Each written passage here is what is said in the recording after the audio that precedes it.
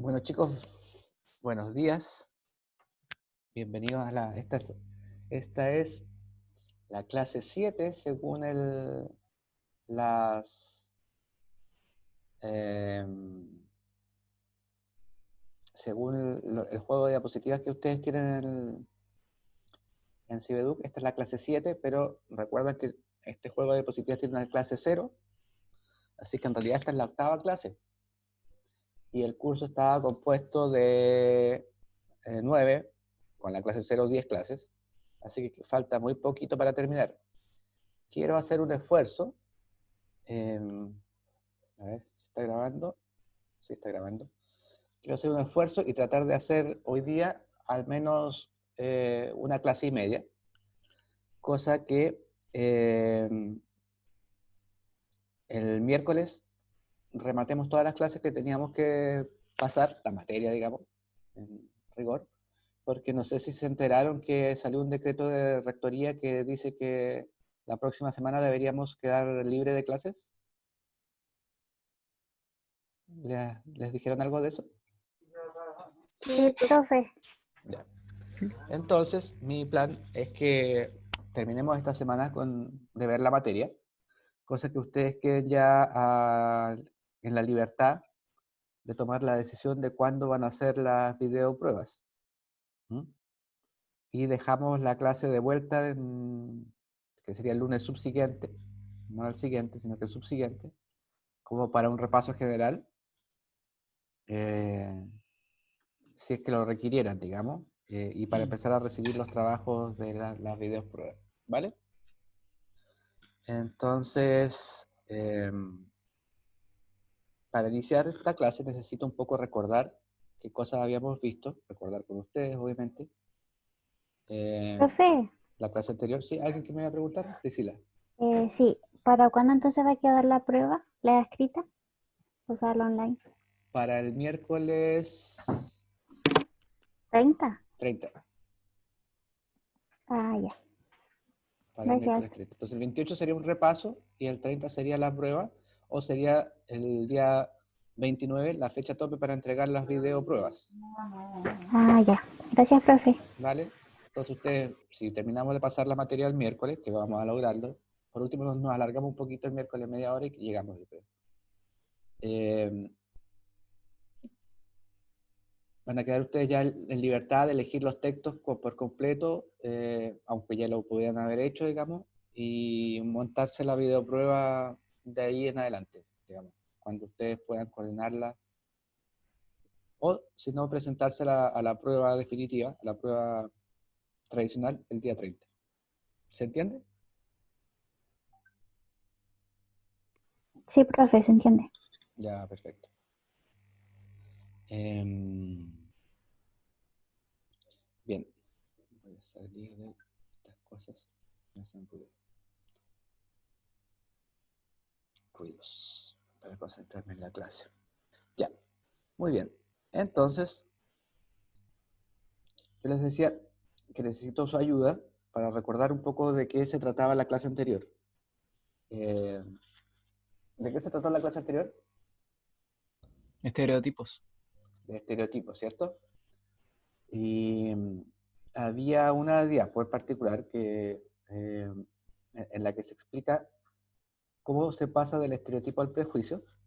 Y decíamos que ese paso tiene tres componentes, que el estereotipo tiene tres componentes para que llegue a transformarse en prejuicio. ¿Se acuerdan cuáles eran esos componentes? ¿La discriminación y exclusión o eran otros? Claro, para llegar a la discriminación. ¿Se acuerdan de qué se trataba? Esta es pregunta de prueba, así que por eso se la estoy remarcando. Habían tres componentes que se cargaban sobre el estereotipo y que lo hacían crecer o mutar y transformarse definitivamente en un prejuicio. ¿Se acuerdan?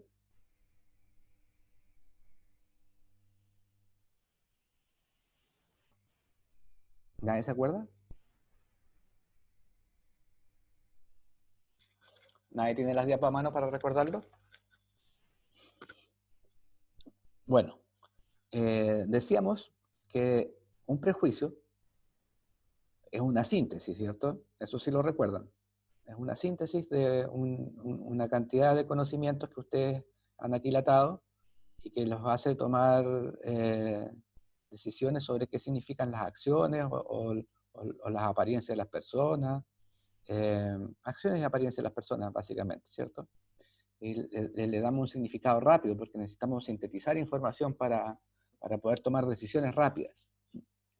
Eh, Jugábamos con el ejemplo de si voy en la calle por la noche en Valdivia o en cualquier ciudad de Chile y veo que viene un grupo de chicos eh, con algún grado de alcohol en el cuerpo, y eso se evidencia, eso, cuando yo me puedo dar cuenta cuando alguien viene eh, en estado de ebriedad y lo veo a cierta distancia, eh, y yo inmediatamente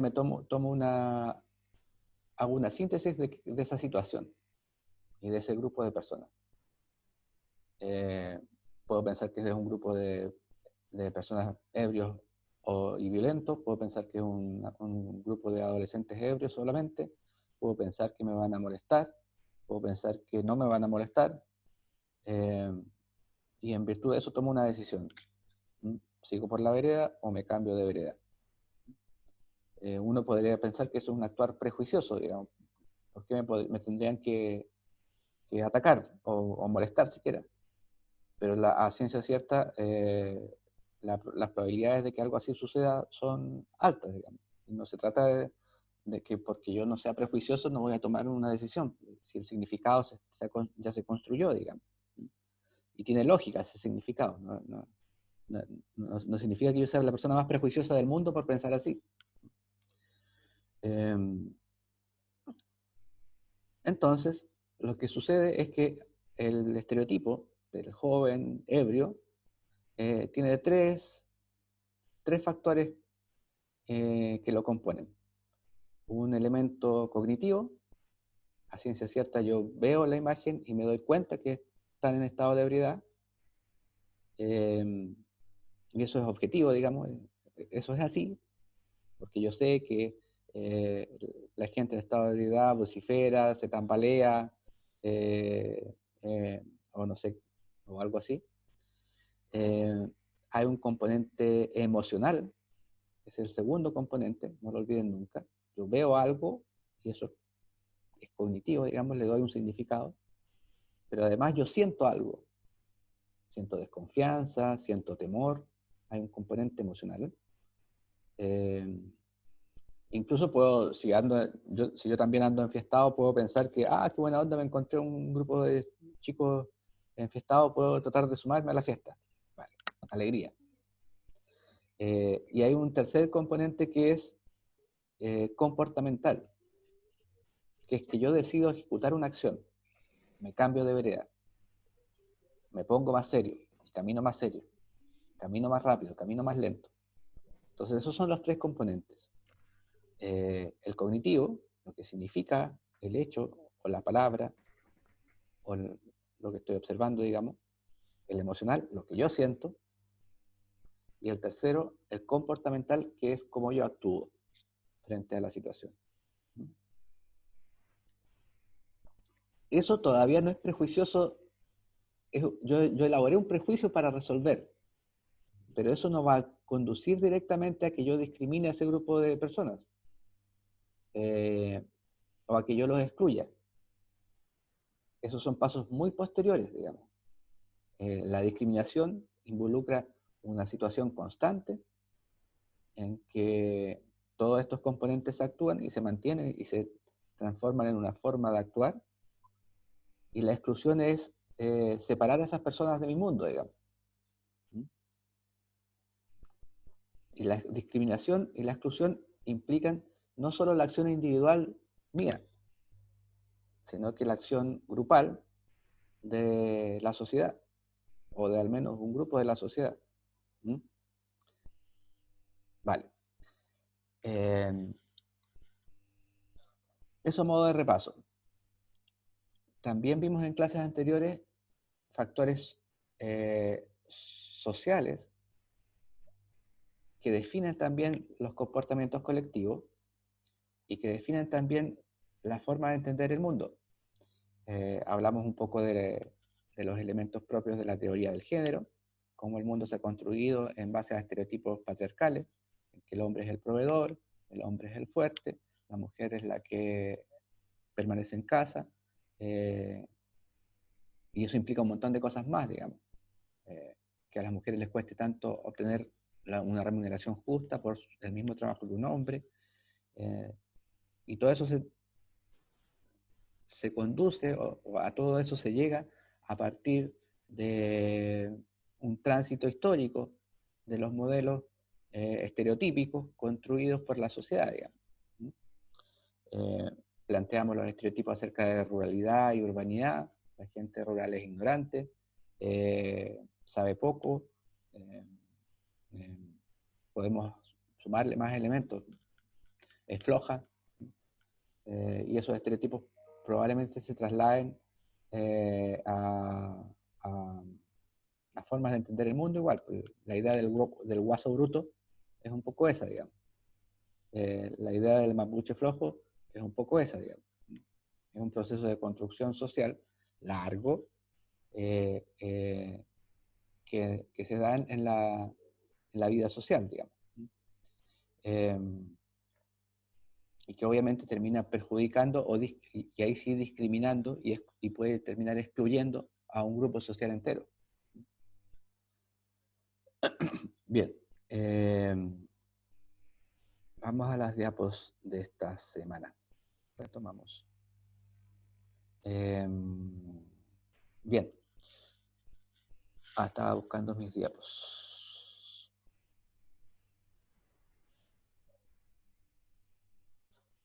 Muy bien. ¿Qué será esto del comportamiento colectivo? Con lo que hemos hablado en las últimas dos clases, deberíamos atrevernos a plantear una definición de qué es el comportamiento colectivo, o al menos qué elementos debiera tener el comportamiento colectivo. ¿A alguien se le ocurre algunos elementos que pudiera tener el comportamiento colectivo?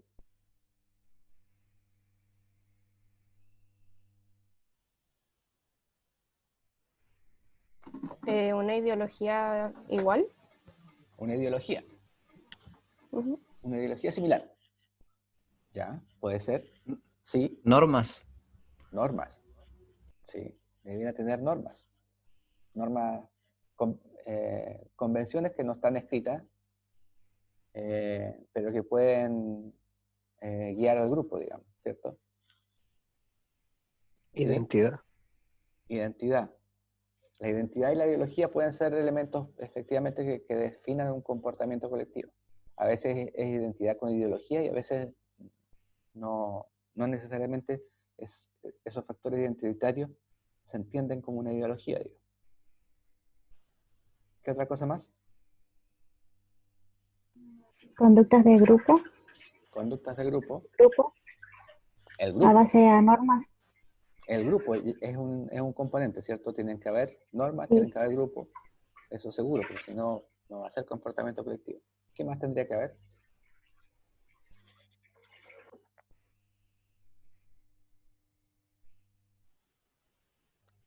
Por lo general tienen como un referente o un modelo a seguir de una persona.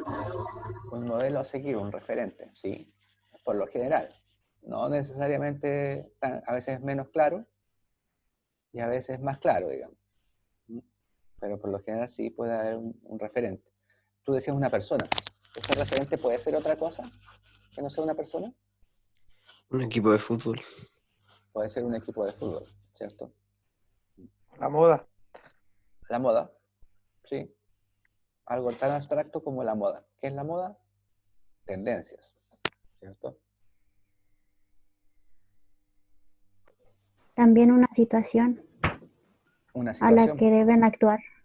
una O un situación en la objeto. que deben actuar. Un comportamiento colectivo es a base a una situación a la que deben accionar. Exactamente. En la que deben actuar. Cuando tú dices en la que deben actuar, te estás refiriendo efectivamente a conseguir algo o a reaccionar ante algo. ¿Mm? Y eso se puede entender como un objetivo o como una meta. Ese es el sentido, digamos. Tú no actúas colectivamente para nada, actúas para algo. Algún compañero recién decía un equipo de fútbol, o la hinchada de un equipo de fútbol, actúa para alentar a ese equipo. Un grupo de manifestantes actúa para conseguir un cambio, o para reforzar una idea, ¿cierto? Entonces, ese sentido de acción lo vamos a denominar meta, ¿vale?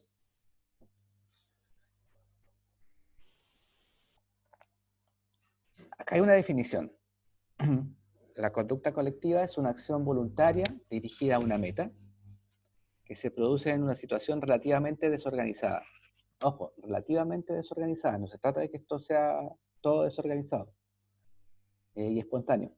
Relativamente desorganizada, en las que las normas y los valores predominantes de la sociedad dejan de actuar sobre la conducta individual. No es que dejen de actuar los valores en sí y no hayan valores, sino que dejan de actuar sobre la conducta individual y pasan a ser parte de una conducta colectiva. Importan más los valores colectivos y las normas colectivas que los valores individuales. Tampoco es que se borren. Ojo, siempre hay una idea bien eh, vandálica acerca de que se borran la conciencia, digamos. No es así. La conducta colectiva consiste en la reacción de un grupo ante una situación. Así lo definen Applebaum y Cambridge. La pregunta es entonces, ¿todos los grupos son iguales o todos los grupos actúan de la misma forma? ¿Qué creen ustedes? Que no, No. lo menos de investigar, no. Ya, entonces tenemos claro que los grupos actúan en función de una meta. Hay una dirección. Es para algo. Pero no para todos. Esas metas esas metas no siempre son universales. Así como hoy hay apruebo y rechazo, aun cuando hay una que es obviamente mayoritaria, al menos hay dos metas allí, digamos. Y no todos los grupos actúan de la misma forma. En el caso de las mismas hinchadas, ¿no? Aun cuando se da una especie de imitación, también vamos a hablar de eso más adelante, las hinchadas de los clubes de provincia no actúan siempre igual que las hinchadas de los equipos de Santiago, digamos. Sí hay una suerte imitación. Todos los equipos de fútbol, eh, eh, en, en todos los grupos que se identifican con un equipo de fútbol, hay hinchada, digamos. Eh, pero no todas las hinchadas intentan tener un dominio o expresar un dominio de fuerza como las hinchadas de los grandes clubes de Latinoamérica, por ejemplo. Tampoco funciona así en el mundo. ¿Qué hace la hinchada del Liverpool cuando juega su equipo? A ver, ¿dónde están los futboleros de este grupo? Canta. Cantan. ¿Qué hace? Never Walk Alone. You never walk alone. ¿Cómo se llama la canción? A ver quién la busca alguien que me ayude y la busque en YouTube y la pone en el chat para que la ponga un ratito. La hinchada del Liverpool lo que hace es efectivamente cantar. Todas las hinchadas cantan, digamos. Cierto, y en eso se parece. Pero las hinchadas en Europa, en escasas ocasiones llegan a expresar esos ímpetus con violencia. Y tanto es así que hay hinchadas de equipos grandes como el Liverpool que lo hace cantando. ¿Alguien recuerda lo que hacía la hinchada de Islandia? Los aplausos, ¿no? Los aplausos. Coordinaban a la barra completa y aplaudían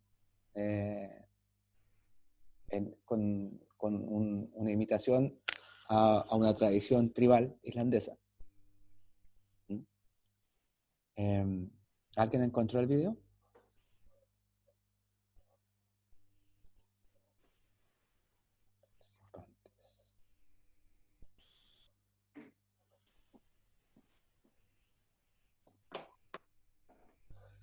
No, nadie ha encontrado el video.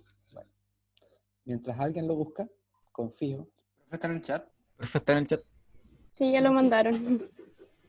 Ahí está. Vale.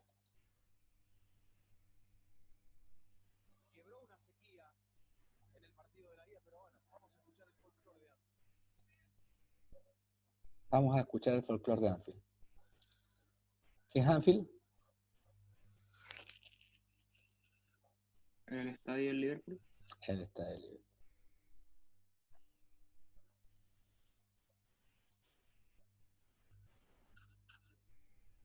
¿Dónde lo tengo aquí?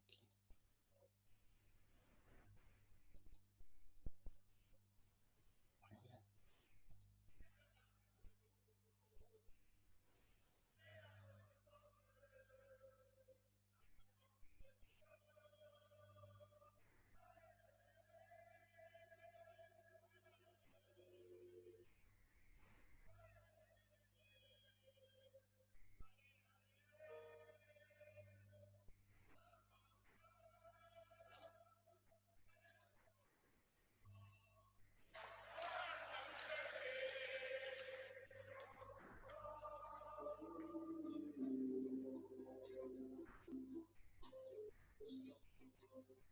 Profe, está compartiendo el audio.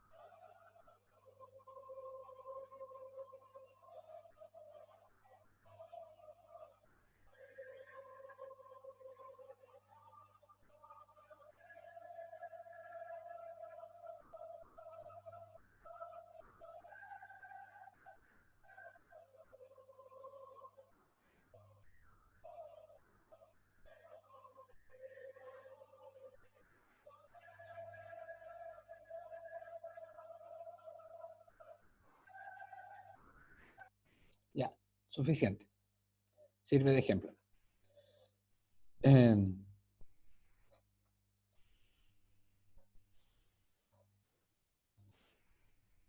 Entonces, claro, podemos ver variaciones en el comportamiento colectivo. También hay grados de imitación.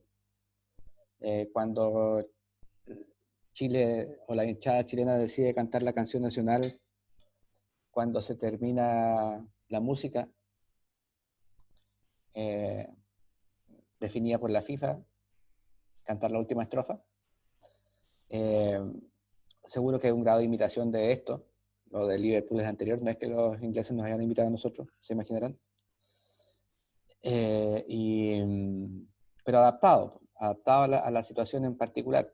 La FIFA ha decidido que los himnos iban a durar un tiempo nomás, entonces no se podía cantar el himno de Chile completo, y la gente siguió cantando a voz en cuello. Y es una versión modificada de lo que hace la hinchada de Liverpool, y es una versión modificada de lo que hacen muchas hinchadas en el mundo, digamos. Todas cantan.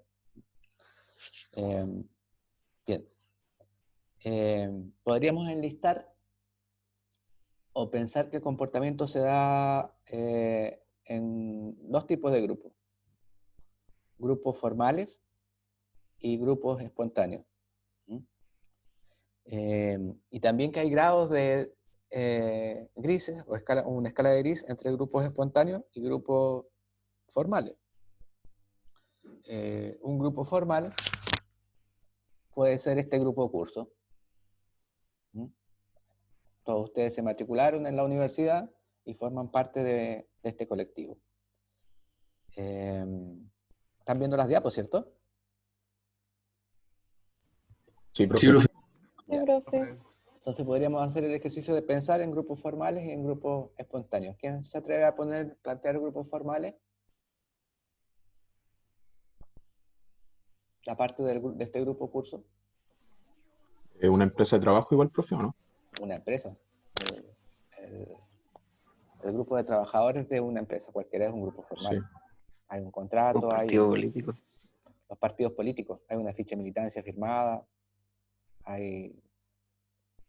son siempre los mismos, hay alguna forma de identificarlos, digamos. Los carabineros militares, las Las Fuerzas Armadas. las instituciones militares, claro, son grupos formales, son grupos grandes. ¿Y espontáneos? Pueden ser como grupos de amigos, ¿no, profe? Un Que grupo dentro de de, este curso se formen grupos de amigos. claro, ese es un buen ejemplo de un Profe. grupo espontáneo, que pueda cambiar además, o al principio en particular, que vayan rotando mucho. ¿Sí? ¿Profe? ¿Se escucha? ¿Sí? Ah, ya. Como en grupos formales se podría decir que una nación es como un grupo formal. Sí.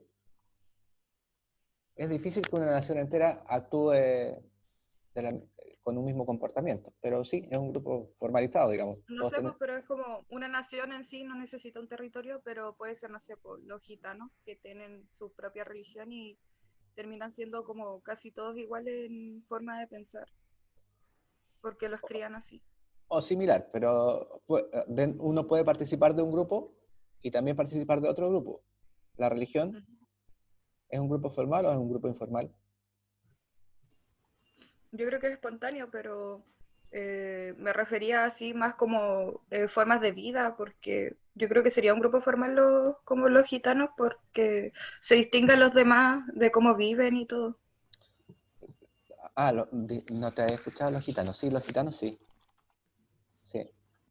Hay toda una cuestión allí, pues están los elementos identitarios, hay una lengua, ojo, hay una lengua común en ese grupo que los identifica. Las religiones igual son grupos formales, ¿eh? Aun cuando no haya una ficha de militancia. Pero hay algún ritual que te hace ser. Tú eres bautizado en el modo católico o bautizado en el modo evangélico. Y si eres budista también pasaste por un ritual. Entonces ese ritual pasa a formalizarte como parte de esa religión.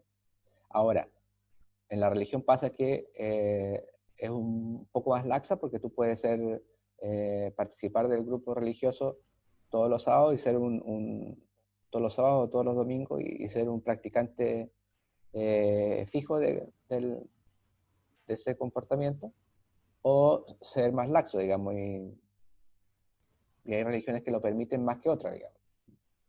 Profe, ¿las sectas serían formales o espontáneas? Las sectas religiosas, que son como grupos más pequeños.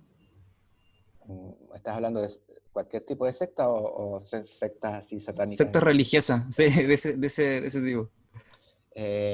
Bueno, pues yo creo que también han pasado por un ritual y intentan formalizarse.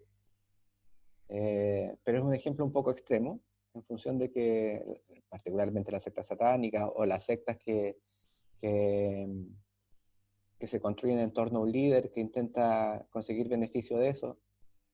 ¿Alguien recuerda o sabe del profeta de Peñalolén? Que era un señor que inventó su propia religión y tenía como 8 esposas. Sí, profe. Y las esposas Dragón está vivo, de hecho. y las esposas lo mantenían. Y las esposas aceptaban que él tuviera más esposas. O Mason. ¿Alguien conoce la historia de Mason? No me acuerdo el nombre de pila de Mason, norteamericano. Que era Profe, ¿Sí? Y el dios espagueti, el tipo que quería aparecer con su carnet de identidad con un colador en la cabeza. No, eso no lo conozco, digamos. Pero, En pero ojo, serio, salió en la noticia y todo. pero tenía seguidores, porque estamos hablando de comportamiento colectivo, no de cosas frikis. Sí, pues sí, apareció en las noticias, como que hizo toda como una guerra contra donde sacaban los carnets porque no quería que aparecieran con un colador en la cabeza porque no era religión como aceptada. Y él como que explicaba toda su religión del dios Spaghetti, que estaba como en el cielo. Era muy raro y Pero muy... tenía seguidores. Sí. Ya, bueno. Eh, Profe, sí. ¿y las tribus urbanas serían formales igual? Ahí hay una buena pregunta. ¿Las tribus urbanas son formales o informales?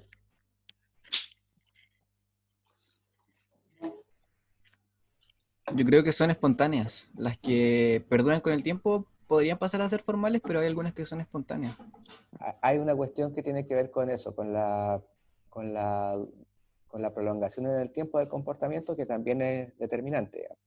Yo le decía hace algunos años atrás a mis estudiantes mechones, como ustedes, que cuando estaba de moda ser emo, o ser, ¿cómo eran los emo y los otros eran? Pokémon. Los Pokémon. Entonces yo les decía, un poco en broma en esta clase, les decía, porque tú dejaste tu indumentaria de emo o de Pokémon allí en la Alameda antes de entrar a la universidad, pero el año pasado eras emo o eras Pokémon. Entonces también pasa eso, que la adscripción a estos grupos es temporal, pues. Algunas perduran, digamos. Los motoqueros, que nacieron en los 70 o en los 60, aún son motoqueros, digamos. O al menos son motoqueros una vez al mes cuando salen a andar en moto. Los metaleros, alguien me menciona acá. Alguien me menciona acá, los metaleros también. Entonces, claro, hay grado de espontaneidad y también hay un factor de perdurabilidad de esos comportamientos. Uno podría enlistar una serie de grupos y definir el fenómeno que los une. En el caso, hagamos el ejercicio, los metaleros. ¿Cuál es el fenómeno que los une? La música. La música. El metal. Y la música en particular, el metal. ¿Serían un grupo heterogéneo u homogéneo? ¿Saben la diferencia entre esas dos palabras? Que son desigual. Igual. Homogéneo, ¿no? Heterogéneos que son variados y homogéneos que son Heterogéneo. todos muy parecidos. Heterogéneo. ¿Los metaleros tienen un grado de heterogeneidad o son todos iguales? No, Son son heterogéneos. heterogéneos. De hecho, hay como 28 divisiones de los metaleros, ¿no? El tipo de metal, sí. Claro. Pero también pasa por el punto de vista del observador. ¿Eh? Para mi papá, todos los metaleros son metaleros. Y incluso mi papá puede confundirse entre un metalero y un punky, ¿no? Sí, pues, sí. Yo mismo tal vez me pueda confundir. En cambio, ustedes seguro que no. ¿La acción del grupo es pasiva o activa?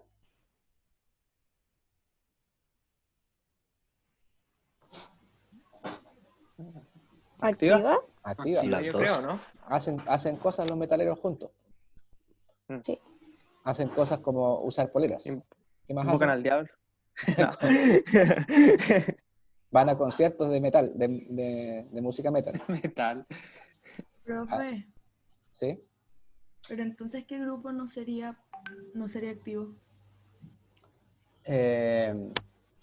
Más que entender como que no es activo, sino que hay que pensar en grados de actividad. Nuevamente se los planteo como una escala de grises. Hay grupos que son muy activos.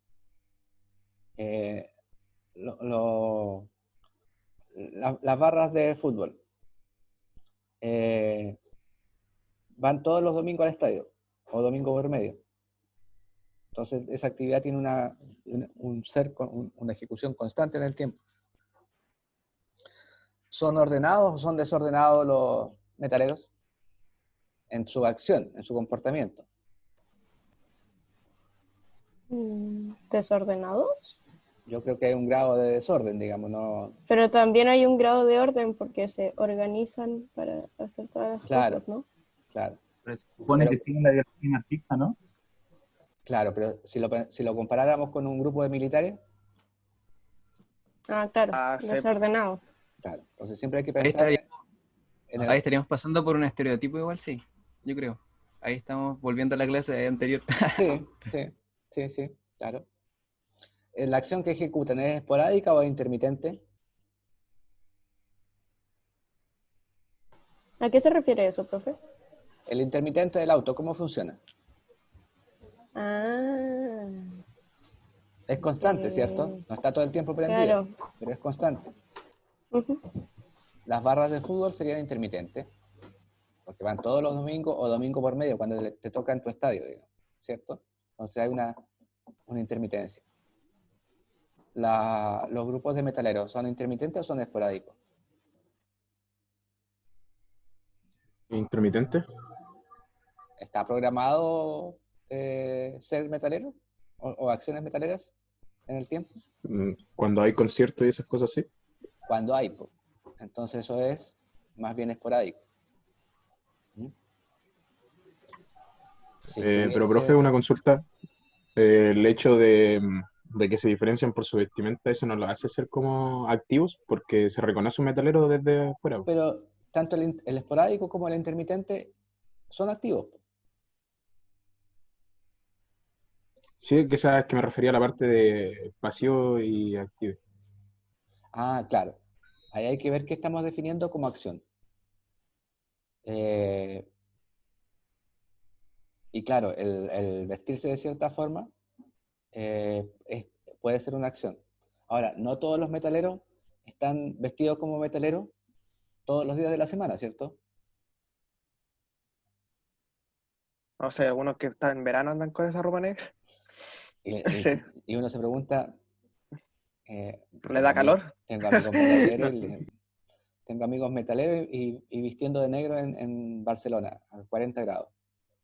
Entonces uno dice, bueno, acá hay algo un poco más fuerte que el sentido lógico, digamos. Bien, entonces también dentro de un grupo van a haber grados, van a haber sujetos más activos, van a haber sujetos algo así como más militantes del comportamiento del grupo, ¿vale? Y otros que no tanto. Pero hay grupos que son tan homogéneos que todo el tiempo es así. Las Fuerzas Armadas se los planteaba recién. O tan homogéneos como que la gran mayoría es así, como el grupo de los universitarios. Todos tienen un cierto se mueven en un rango etario y todos van a la universidad, al menos un par de veces por semana. O todos se conectan a estudiar, al menos un par de veces por semana. O la gran mayoría.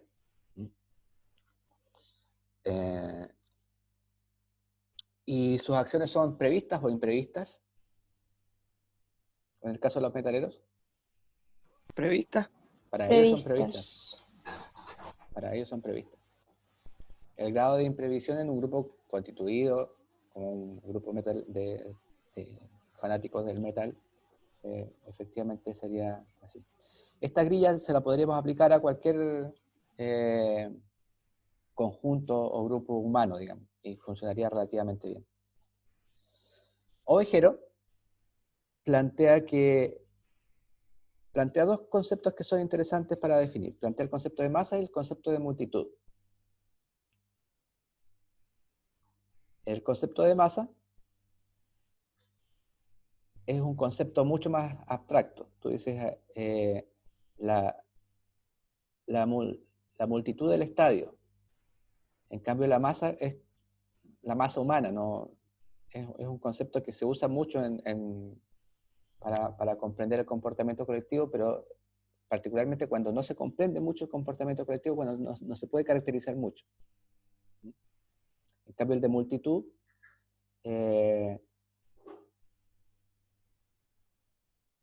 ¿Tiene que ver con grupos? Tiene que ver con grupos que tú sabes por qué están allí, la multitud que fue al estadio, la multitud que fue a manifestar. En cambio, la masa es como para referirse a algo muy abstracto, que no sabemos bien quiénes son, por qué se mueven. Y otra conceptualización interesante para pensar esta idea de grupos es la de Burillos. Burillo plantea que uno los puede clasificar a los grupos humanos en agregados. Serían conjuntos de personas con conductas semejantes, pero que no comparten los mismos objetivos, sino que se suman a esto.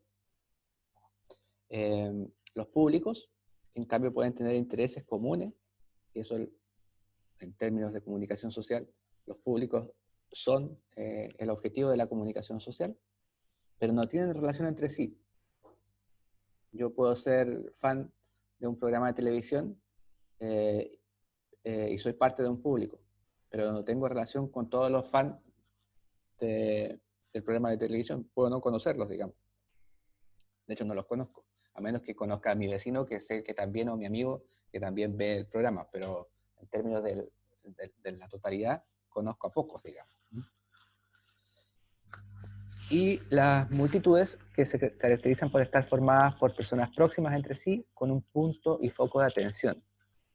Próximas, esa proximidad puede ser una proximidad ideológica, o puede ser un interés o un objetivo. Pero yo más o menos, cuando salgo a marchar, es difícil salir a marchar solo, uno sale en grupo. En el caso de los agregados, no se comparte un objetivo en particular, sino que me sumé. La gente que va al mall no se pone de acuerdo para ir al mall, pero es un grupo humano y parece que hace cosas parecidas, o hacen cosas parecidas. Ahí estaríamos ante un grupo agregado. Y las multitudes, una marcha. ¿Vale? Y el público es lo más fácil para nosotros, porque lo podemos entender como el público de la radio, o el público de un programa de televisión, o incluso como un grupo un conjunto de fans. A todos los que nos gusta tal o cual música, somos un público, ¿vale? Tenemos un interés común, pero no una relación directa. Monet plantea que sobre los grupos se pueden aplicar estos grados, estas cosas que habíamos visto en la grilla anterior, estas características. Uno puede definir si los grupos son más o menos homogéneos o heterogéneos, si el grado de participación es activo o pasivo, si el grado de orden es ordenado o desordenado, si las acciones o la ocasionalidad del fenómeno es esporádico o intermitente, si el grado de improvisación es imprevisto o previsto. Y así podemos comprender, al momento de pensar en un comportamiento colectivo, deberíamos pensar en todas estas características y ver cómo funcionan, y también siempre comparando con el funcionamiento lógico de una sociedad como la chilena, digamos. Obviamente esto puede ser culturalmente distinto en otro lugar.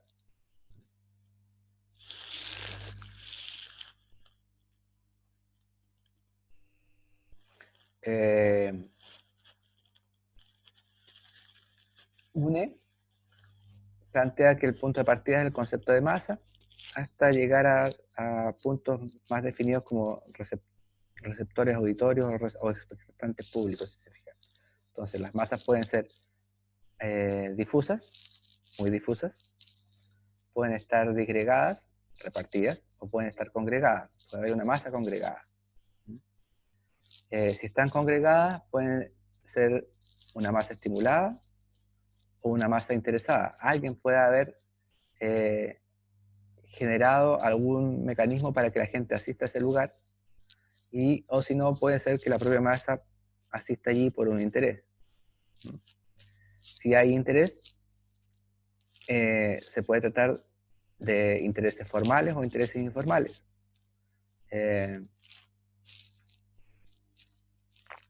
Si son formales, pueden ser pasivos o activos, y si son informales, también pueden ser pasivos o activos. Dentro de los informales, cuando son activos, pueden pasar a ser pacíficos o violentos. Por este lado, si se fijan, se vienen las marchas.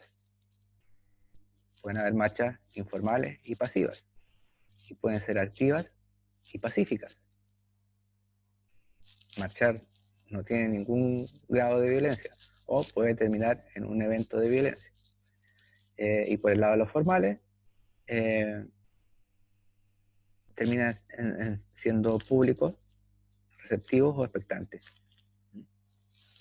Yo puedo, cuando voy a un espectáculo, también encaja en este espacio.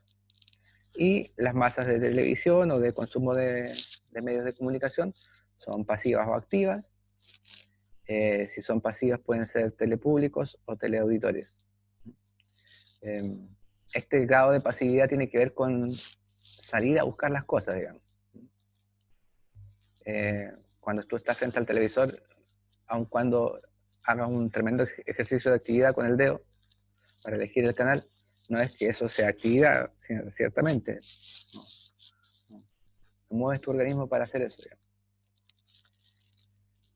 Del lado de las tecnologías, se imaginarán, esto viene a marcar muchos factores, a renovar muchos factores y a hacer repensar mucho qué es lo que pasa con los públicos y con las agrupaciones, digamos. Porque yo puedo ser parte de una agrupación solo en Internet. Y los procesos de comunicación de masa también tienen cambios en esta idea, digamos, con la aparición de la tecnología.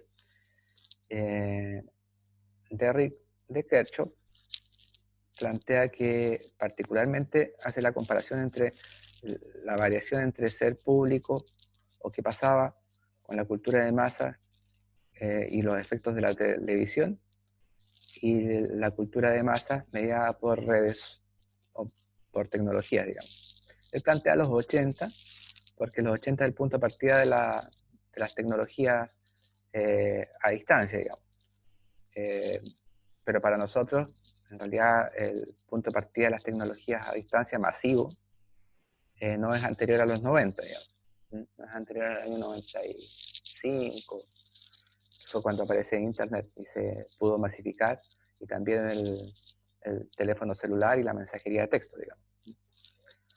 Pero él dice, mira, con la cultura de masa televisiva, los conceptos dominantes eran cultura de masa, producción en masa, estar en todas partes al mismo tiempo, como una antena. Todos consumiendo lo mismo al mismo tiempo. El cable es un icono de eso. Todos consumiendo lo mismo al mismo tiempo. En cambio, las redes lo que hacen es introducir un elemento de velocidad en esto. La comunicación se hace instantánea. Ya en los 90, con la mensajería de texto, se vuelve instantánea, o con el teléfono se vuelve bastante instantánea. Con el teléfono inalámbrico ya se instala una forma de comunicarse que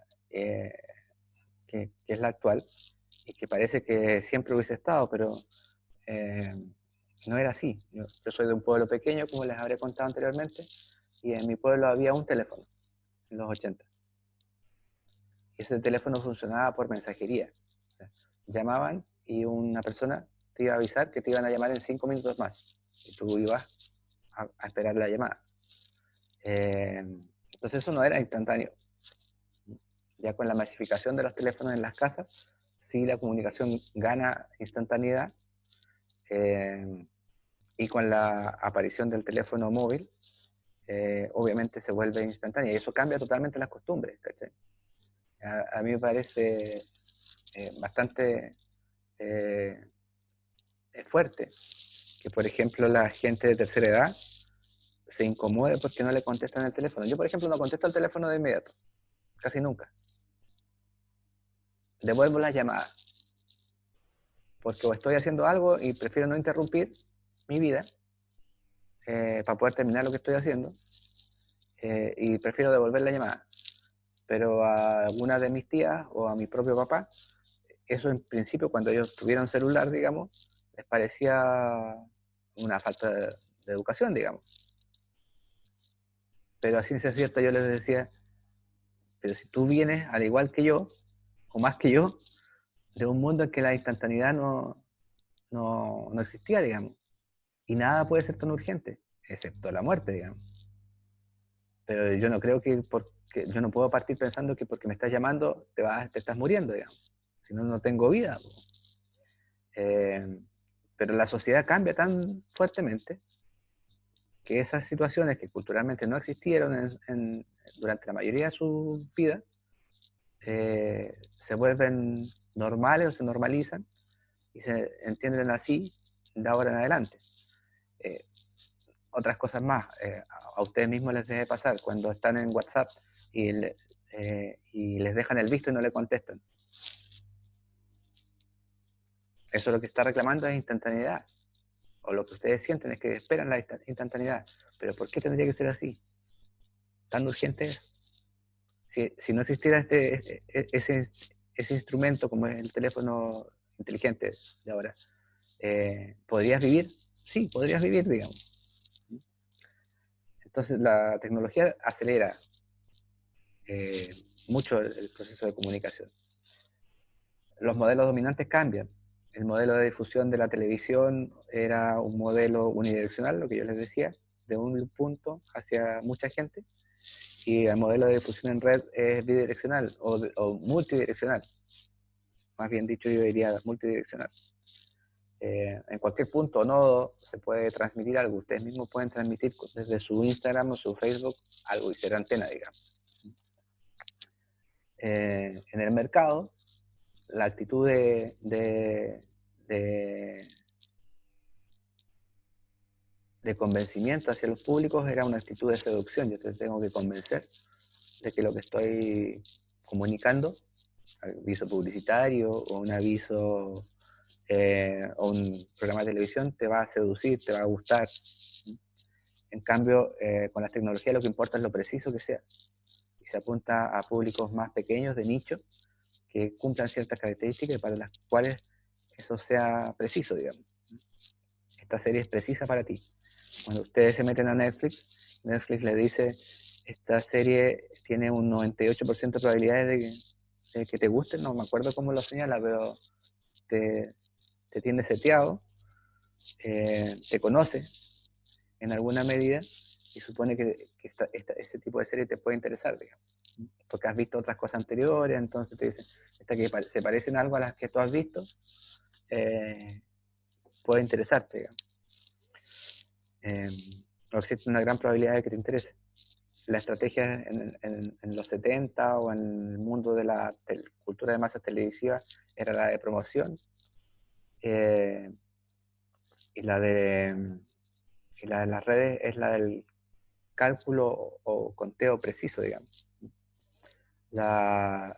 No se dispara el voleo. Cuando tú haces una estrategia de promoción en Facebook, puedes setear a las personas que le va a llegar según el grupo etario, según la geolocalización en la que se encuentra conectado, incluso la hora. Entonces tú puedes hacer llegar tus mensajes sabiendo a cuántas personas le van a llegar. Puede no leerlo, pero tú te aseguras de que le va a salir en su timeline. Tú pagas porque le salga en el timeline.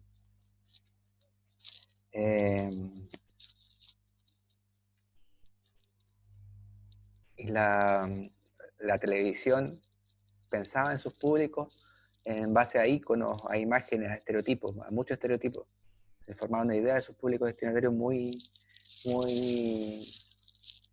icónica, muy sobre supuestos, digamos.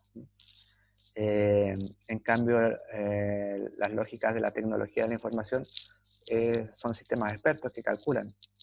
Ellos saben cuántos, como Netflix, saben cuántos se conectaron y te ofrecen cálculos expertos sobre eso.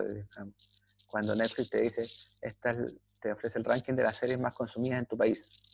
Aparte de decirte, esta te puede gustar en un 98%, te dice, estas son las más consumidas en tu país.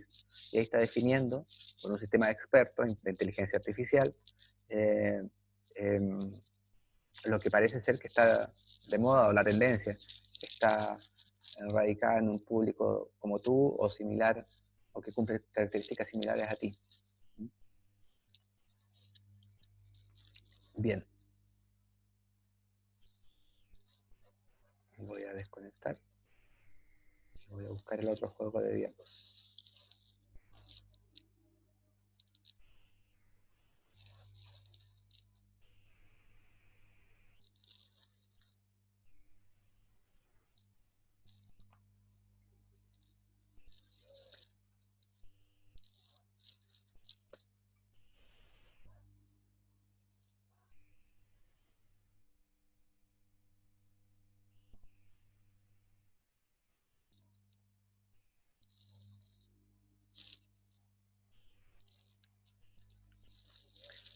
Ahora bien, estas ideas sobre el comportamiento colectivo también tienen una historia.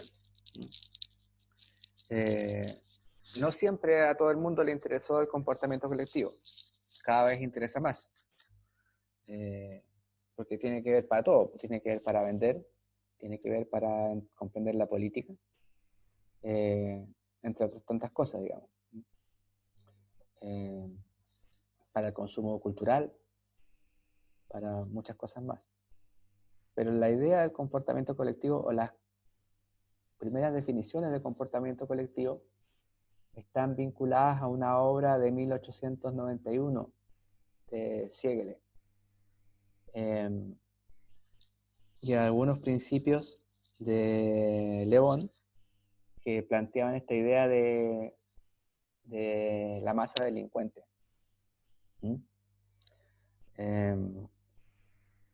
Particularmente la idea de comportamiento colectivo tiene un punto de partida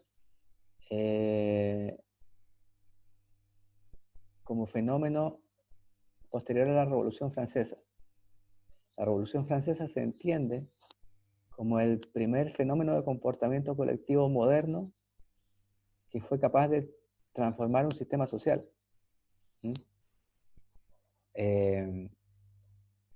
Antes de llegar a la definición de igualdad y fraternidad de la Revolución Francesa, pasaron un par de cosillas más, ¿no? Y que tuvieron que ver con comportamientos colectivos de la sociedad francesa, digamos. ¿Qué cosas pasaron?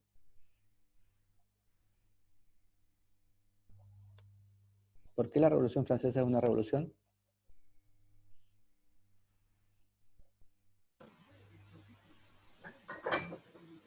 Porque fue organizada por el pueblo.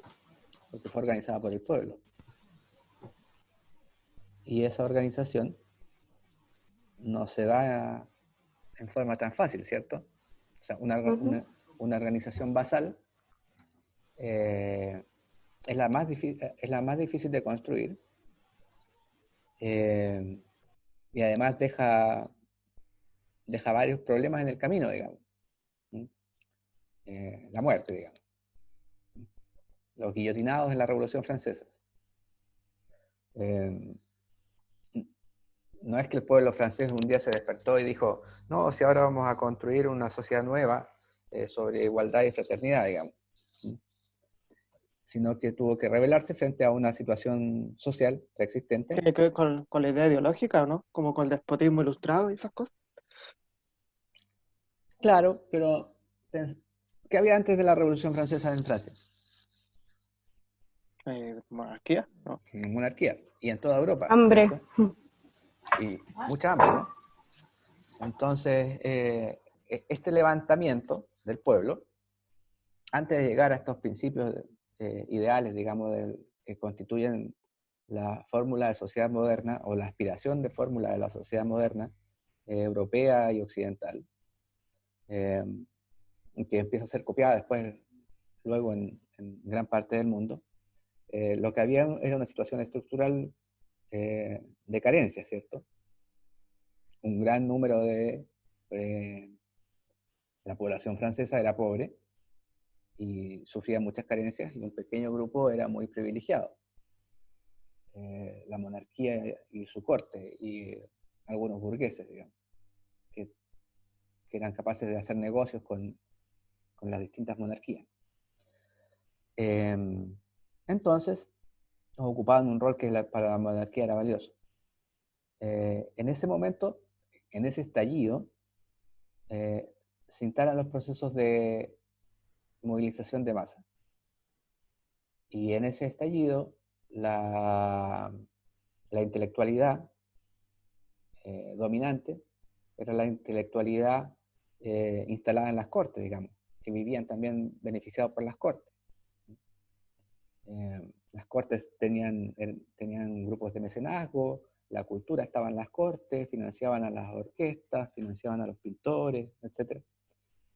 La cultura era parte de ellos, digamos. Entonces, y también tenían intelectuales, obviamente, a los que les convenía vivir así. Entonces, esos primeros intelectuales, o esos intelectuales de esa época, ellos vieron esta idea de la masa como un problema enorme, digamos, y la codificaron como una masa delincuente, con ciertas características que explicaban que llegaran a eso, digamos. El comportamiento de masa o lo que pide la masa parece ser poco inteligente, decían ellos. Parece ser que hay un principio de imitación permanente y de sugestión a la conducta de masa. O sea, yo no pierdo conciencia de mi calidad individual y me sugestiono a lo que piensa la masa, me dejo arrastrar. Existe una predisposición en las masas a la violencia. Esas eran las definiciones de esa época, digamos. Pero si nos ponemos a pensar, en el grupo de los hinchas del Liverpool cantando Nunca caminará solo, no hay una predisposición a la violencia, hay una predisposición a cantar.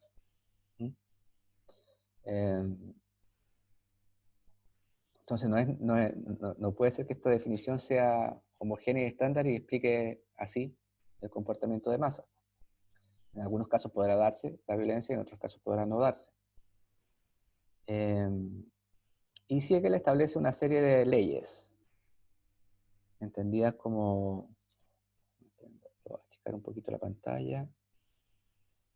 No como leyes, nuevamente, no como leyes escritas en la Constitución, sino como leyes naturales, convenciones sociales, digamos. Él plantea la ley de la uniformidad. La masa actúa al unísono, en un sentido, en una dirección, y ello implica una suerte de alma de multitud, que no deja de ser interesante esta idea de alma de multitud, porque hay algo que está detrás de ese colectivo, una suerte de individuo colectivo. La ley de la no deducibilidad del carácter de la multitud a partir del carácter de sus miembros. Efectivamente, en una masa no siempre, no son todos iguales. Porque yo conozca a 10 de los participantes de esa masa, yo no puedo decir que el 1,5 millones que marchó era como esos 10. Por algo es una masa, digamos.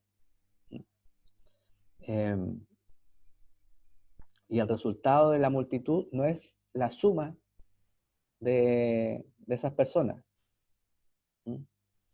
Si pudiéramos calcular, no, o sea que hay 10 punkies, 10 metaleros, 10 del Colo, 10 de la Chile, y yo pudiera decir, lo que va a haber acá, va a haber un rock punky colocorino bullanguero.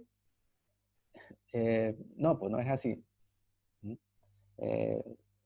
No todo arroja una suma perfecta, digamos, sino que el comportamiento es normalmente impredecible.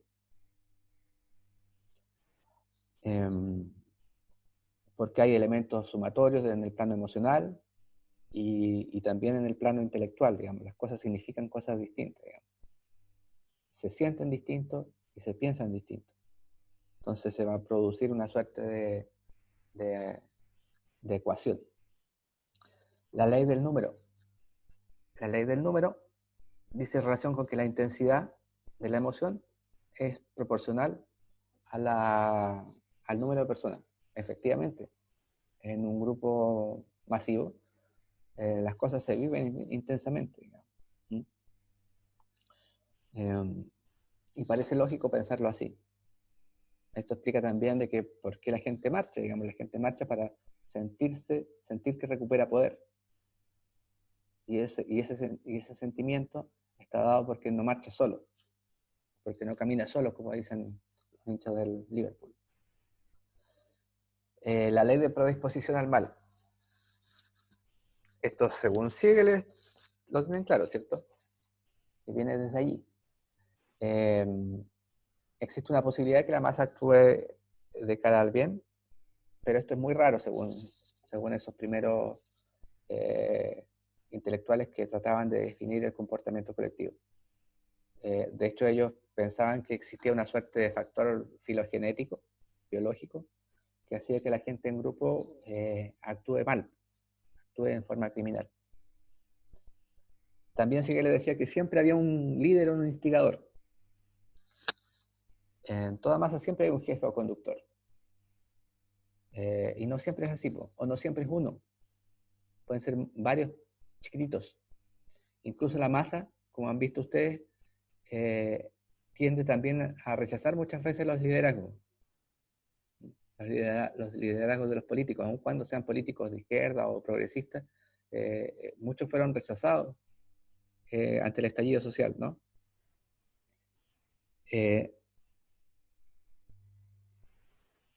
La ley de la composición de la multitud.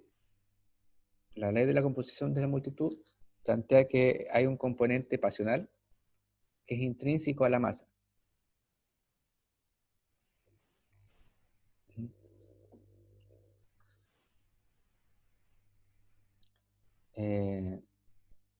Gabriel Tarde, no sé, creo que tiene un acento al revés, ¿no? en el original. Entonces no sé si es tarde o tardé. Gabriel Tarde, también a finales de 1800, principios de 900, lo que hace es plantearse la idea de imitación e invención, de que detrás de un comportamiento colectivo pueden haber estos dos elementos. La imitación es una suerte de estado hipnótico en el cual se favorecen que los individuos realicen conductas basadas en modelos previos. Y allí hay un clásico: si vamos en una marcha y el grupo empieza a aplaudir a ciertos tonos o a cierto cántico, la masa empieza a imitar, empieza a seguir eso. Es un ejemplo claro de imitación. Y eso es propio de la cultura de masa. Algo de imitación va a haber. Pero también puede haber algo de invención. Y de invención colectiva. La invención de nuevos cánticos, de cánticos ad hoc a la manifestación. O saliendo del proceso de marcha, si nos pensamos en procesos de cultura de masa, un grupo humano de fans de alguna serie de televisión o de algo como eso, puede desarrollar también procesos creativos en torno a eso, digamos. Los festivales de cosplay, o grupos que se juntan para construir guiones de continuidad de las series, de sus series favoritas, o el desarrollo de juegos de roles en virtud de una serie de televisión. Todo eso, más que la simple imitación, lo que ofrece es una inventiva nueva, digamos.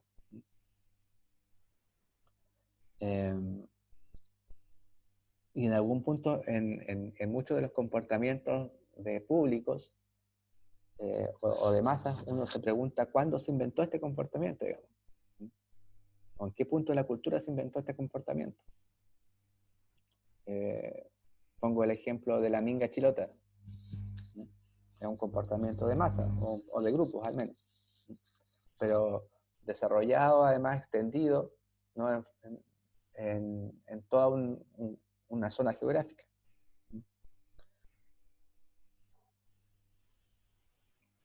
Entonces, estas ideas de León, de chusma irreflexiva y criminal, se contradicen en alguna medida con estas ideas de imitación e invención, digamos. Y esta idea de alma colectiva que veíamos antes, también puede aparecer en otros procesos, en los procesos de solidaridad, por ejemplo.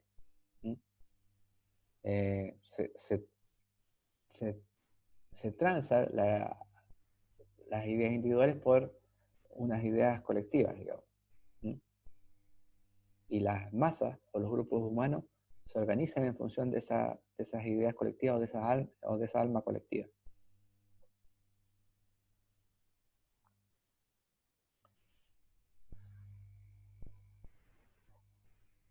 Otras ideas clásicas del comportamiento colectivo, o que explican el comportamiento colectivo, se dan en virtud de los tres factores que ven en la diapositiva que tienen en pantalla.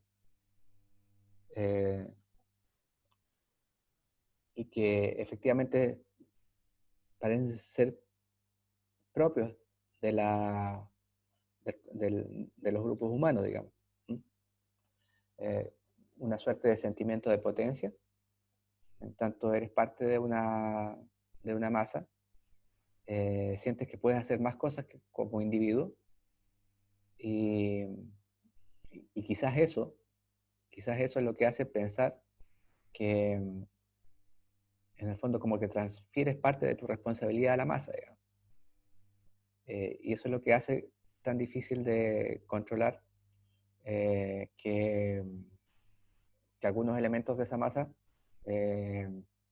caigan en situaciones de comportamiento irresponsable, digamos. Expongan su propia vida, digamos, y expongan la vida de los demás. ¿Hay una suerte de contagio mental? Sí, hay una suerte de contagio mental. No es una hipnosis como tal, pero efectivamente hay una serie de acciones que van invitando a imitar. La clásica acción del cántico en la marcha, digamos. El clásico sentido de direccionar la marcha hacia algún punto, digamos. O ir a la Moneda, o ir a la Plaza de la República. Y la sugestibilidad, que en cierta medida, y aquí hay una gradación, no es una situación absoluta, pero en cierta medida tú estás dispuesto como participante de una marcha a dejarte ser susceptible de influencia, digamos, y a realizar ciertas cosas que a lo mejor no lo realizarías en forma individual. Tú a lo mejor no entonarías cánticos de protesta, no tienen ni un brillo además, solo en la calle, digamos, pero en la masa sí lo haces. Incluso puedes comportarte más convencido de tus propios parámetros ideológicos porque estás en masa, digamos, porque existe ese sentimiento de potencia. Entonces puedes ser un sujeto más sugestible, más sugestionable. Entonces ese contagio en el fondo sería una suerte de efecto de sugestión, más que un contagio, no es una enfermedad mental, digamos, sino más bien un proceso sugestivo.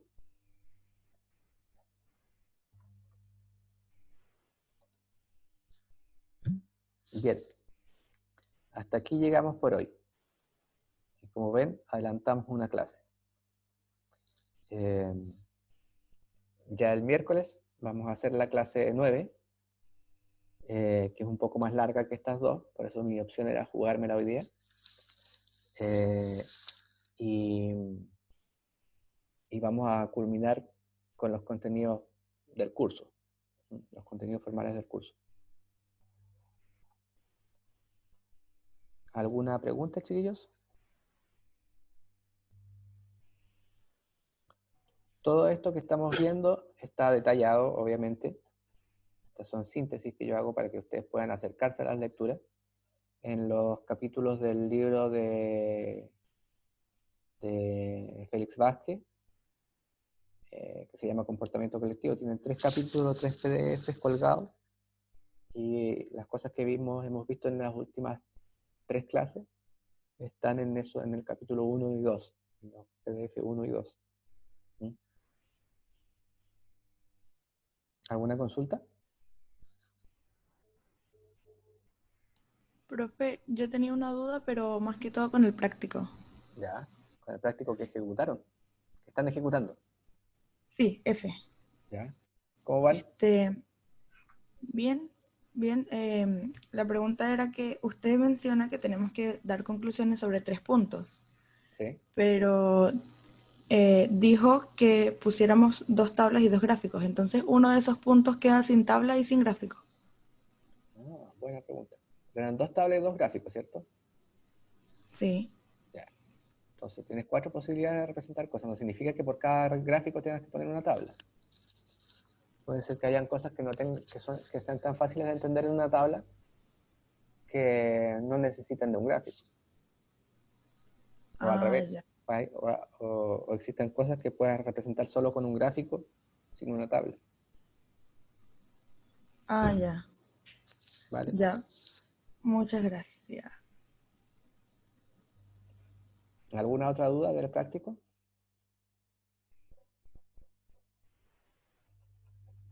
Las notas del foro las tengo puestas en un 90%, pero quiero revisar porque hay algunos compañeros que entregaron atrasados.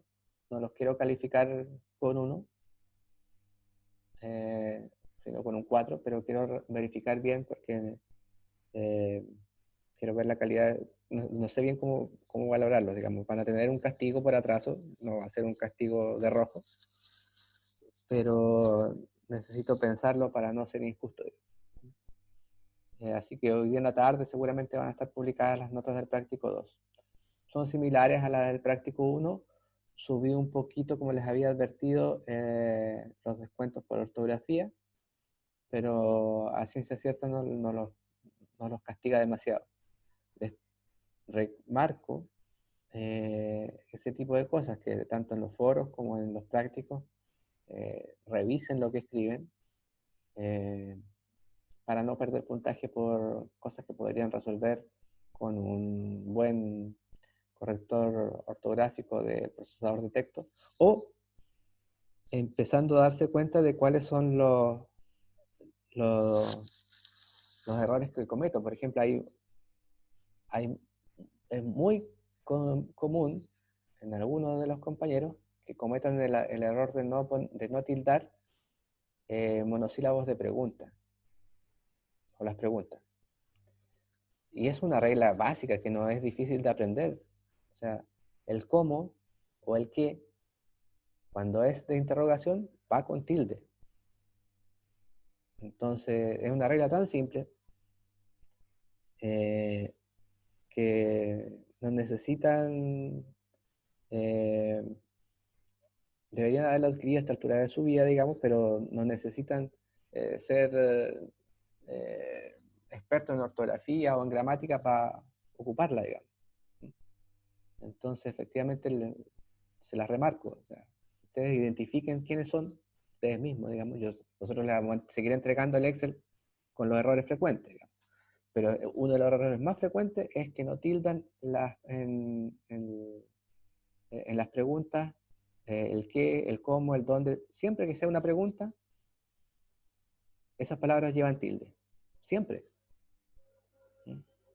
Entonces, una pregunta formal entre signos, o cuando está en un sentido de pregunta, en forma, escrito en una oración con sentido de pregunta, cuando me estoy preguntando algo, aun cuando no vaya entre signos, es una pregunta. Esa puede ser un poquito más difícil, pero incluso se equivocan en esa, cuando la ponen entre signos de pregunta o de exclamación, y no le ponen tilde. Eso va con tilde.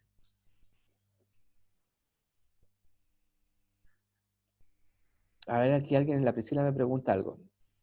Profe, para la prueba escrita, ¿va a dar el contenido en específico? Porque están los textos y la materia. ¿Es algo más? No, es todo. Es la materia y los textos. Porque de todo eso hemos hablado. Entonces esa es la materia de la prueba, digamos. En la alternativa, que es la videoprueba, ahí ustedes pueden elegir, porque ahí les estoy pidiendo otras competencias, como en el fondo que sean capaces de pensar un guión para comunicar algo. Entonces la exigencia va por ese lado. Pero las pruebas normalmente son pruebas de memoria, entonces lo que me interesa es que vean toda la materia. ¿Profe? ¿Y ya tiene fecha para la prueba escrita? Sí, en principio era era para el 23, pero ahora queda para el 30 con este cambio de fechas que puso la rectoría. Creo que esta fecha la señalé en algún momento. La voy a poner en un mensaje por escrito para que no se le olvide a nadie, digamos, en Cibeduc. Pero queda para el 30.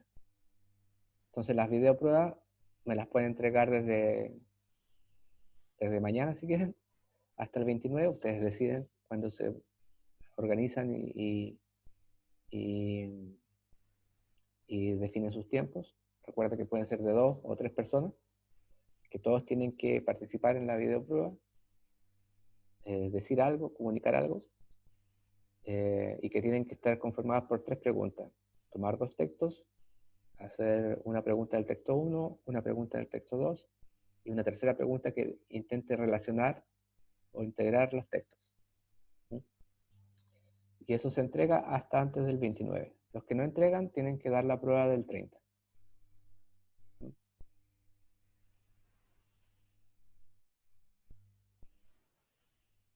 Aquí alguien me pregunta sobre el práctico. Sobre el práctico, si algún entrevistado no sabe o no se acuerda el nombre del conductor, ¿qué ponemos? Creo que en algún momento, no sé si en el mismo práctico o en las instrucciones que le di la semana pasada, les decía que en el caso de estar vacío, coloquen NA, rellenan con NA, que no aplica, porque no sabía o no contestó. Normalmente en encuestas se coloca NA, NC. NA no aplica, NC no contesta. Profe, por si acaso en el chat hay más preguntas hacia arriba. A ver. Voy a abrir el chat al máximo, a ver. El dios espagueti, pastafarismo, Franco era Pokémon.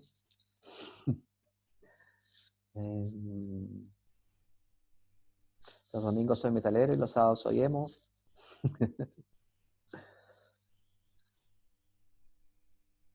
Bueno, ¿no? Esas son las preguntas que tengo.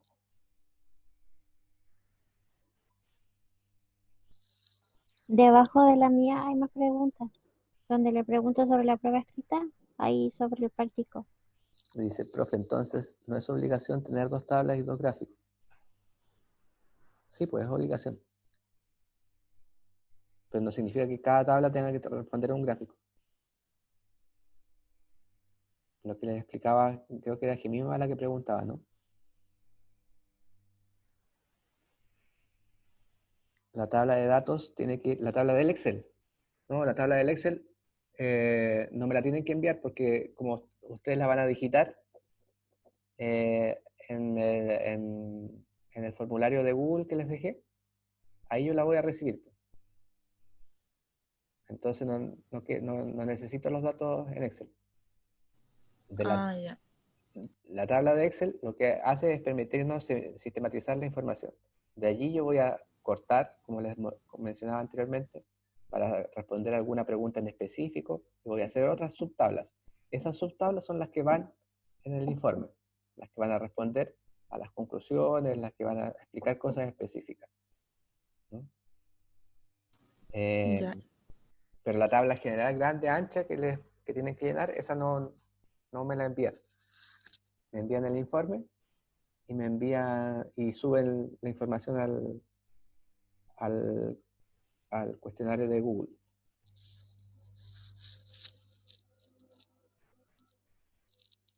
Ya. Sí, ahí sí contesté todo, creo. Ya pues, chiquillos. Un gusto Profe. compartir. ¿Sí? La última duda, que yo le mandé un correo y me lo respondió, pero igual quería explicárselo por el tema del foro, sobre relacionarlo con la exposición de Yolanda, creo, Sí, con el tema de foto de portada. sí. ¿Se puede hacer así como no tan ligado a eso? Sí, sí. Nicolás me preguntó eso, ¿cierto? Sí, sí, es que el tema es que lo quiero hacer de un sketch que se hizo acá en la televisión chilena sobre un estereotipo falso sobre las mujeres colombianas. Perfecto. O sea, yo Ujú. le sugerí allí que trabajen esta vez con Ese concepto de la... de la foto portada, digamos. Claro. Claro. O sea, el concepto de la foto portada lo que hace es decir que hay una serie de imágenes en el mundo y lo que se elige siempre es la misma imagen, digamos, que es la suerte de foto portada. Que ella juega y hace bromas con esa idea, digamos, una metáfora para explicar la construcción del estereotipo en el fondo. Profe, Pero eso lo pueden encontrar en películas, lo pueden encontrar en un videoclip, lo pueden encontrar en un programa de televisión, también lo pueden encontrar en publicidad. Pero como para el práctico anterior trabajamos con publicidad, primeramente les diría que lo busquen en otros tipos de mensajes audiovisuales, digamos. ¿Sí? ¿Qué me ibas a preguntar? ¿Qué misma? y se puede hacer, por ejemplo, lo contrario, como que se vea claramente que es todo lo contrario a un estereotipo. Ah, vale. Es como hacer el contraestereotipo. Claro, algo así. Sí, sí, sí, sí. Va a estar bien. Ya, De hecho, gracias. eso es muy interesante, digamos. Podría ser un práctico en sí mismo, pero si alguien puede apostar por eso, me parece excelente. Y siempre de 50 a 100, ¿cierto? Palabras. Sí, Ya. es una medida relativa, pero es para que en el fondo el- el trabajo no se extienda y no sea difícil de realizar. No piensen que... Siempre pongo límites por eso, ¿ah? Porque me ha pasado que grupos de estudiantes, algunos entienden, porque también la escuela los ha formado así, que los trabajos tienen que ser largos para que sean buenos. Y no, en este caso no es así, pues no es necesario que sea así. Yo prefiero un trabajo que sea preciso a un trabajo que sea largo, digamos.